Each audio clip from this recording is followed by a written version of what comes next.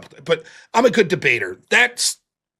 Andrew's a good debater. Andrew's one of the best debaters, but he's also an amazing planner, coordinator. He has an eye for building a community like I've never seen.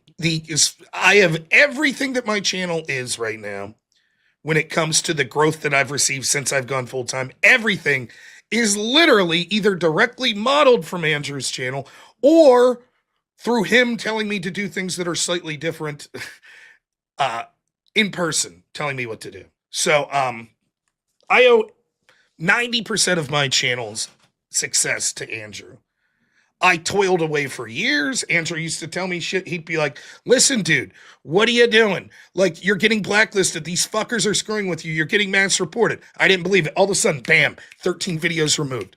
2 community strikes within a 10-minute period over nothing. He said, you got to be careful. You got to be careful who you're going on with. These fuckers are trying to take you down in this because I was sort of on the Twitch politics sphere.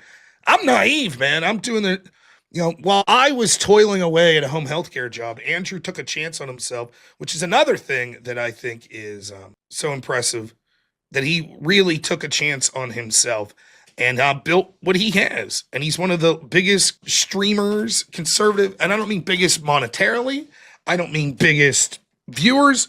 I mean biggest in that even people that you would say arguably have more of a reach than Andrew are literally taking Andrew's philosophy and talking points and running with it. Watch Matt Walsh talk about trans issues or something. That's Andrew.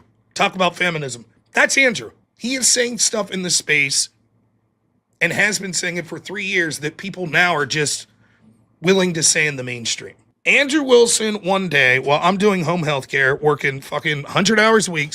I'm not joking you. By the way, I did work 100-hour weeks because I had to be at work 24/7 at least half the week. I did home health care with adults with disabilities.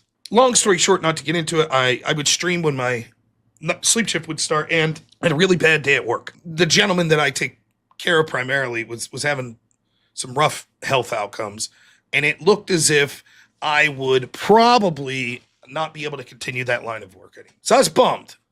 I was like, fuck. So I did a stream and it's like, hey man, prayers to my client that I take care of because the health is looking very poor. And I was like, I don't know what's going to happen like with my job and shit, but we'll make it work. 5 minutes after I get off stream, Andrew texts me, hey man, you got time for a call? I said, yeah. What's going on? So I talked to him. Here's the thing. There's certain things that you can't talk about on air that you can talk about behind the scenes. So I give him a little more details that I wouldn't be comfortable talking about on air, just the specifics of my job, etc. He's like, come work for the Crucible.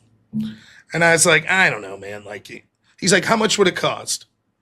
And I was like, man, my number one duty in the world is to provide for my wife and for my son. And he was like, yeah, well, let's work something out. And we did. And I've been working for the Crucible ever since. But not only that, I was able to stream full time. And Andrew used to tell me, like, dude, you could make it as a full-time streamer. I'd be like, bullshit. You're just saying that because you're a friend. You're being nice.